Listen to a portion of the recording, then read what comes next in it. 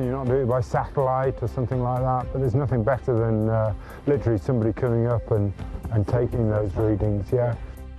And forecasting from the Fells, I discover the heights that are scaled in search of accurate weather data. Oh, you're coming over because, you've been on an adventure. I have. This has been quite scary watching this. I saw this a little earlier in the programme. So this is all about the research that goes into figuring out what our weather patterns are. It's checking that the forecasts are correct. Most of us don't have to deal with it, what the weather's doing on the tops of mountains, but it can differ vastly from what we see at ground level. And so there's a real brilliant team, wonderful guys who go up the tops of the Lake District, Helvellyn, 900 metres, 950 metres every single day, even on Christmas Day, just to take those all-important weather meetings. And these are probably challenging conditions, aren't they? They can be very challenging, not just the weather, but actually what you get underfoot as well. So if you are faint-hearted, be prepared. There's some very hairy moments as I join the team heading up.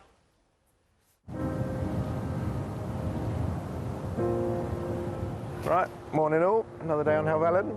Weather-wise, we've got a nice northerly airstream, improving forecast, so we can push on a bit today and have a good adventure.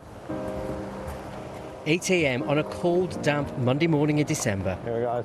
A climb up England's third highest peak would not normally be high on my list of things to do, but for Zach, Paddy and Jim, the Lake District National Park's fell-top assessors, it's all in a day's work. About an hour and a bit up to Red Tarn, have a look there, and then another hour up onto the plateau. So, yeah, 2.5 hours up, I reckon. Nice steady pace. We'll try not to break you. Please don't.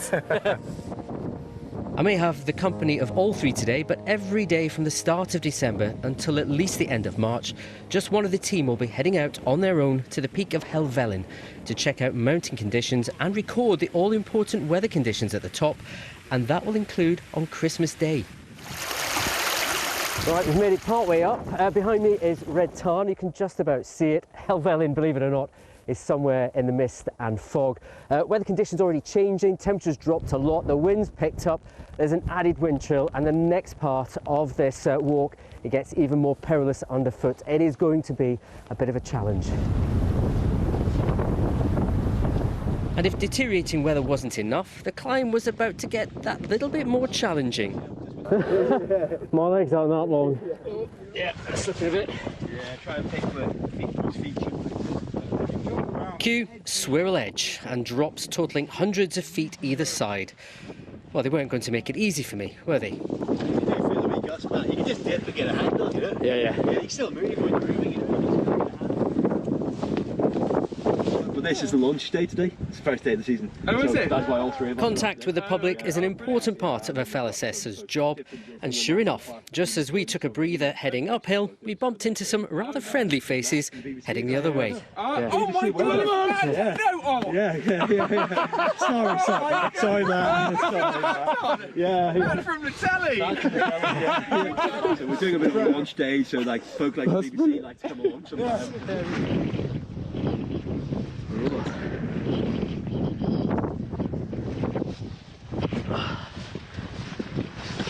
An awkward squeeze. There we go. First official ice. Why don't you stick your thumb in there? Oh, it is as well. Yeah. Oh, it is proper. It's proper. It's rhyming. Yeah. Just started to form, yeah. Oh. Yeah. Let's get mine. We've done it. Oh, almost. We're going to take a few readings up on the summit here.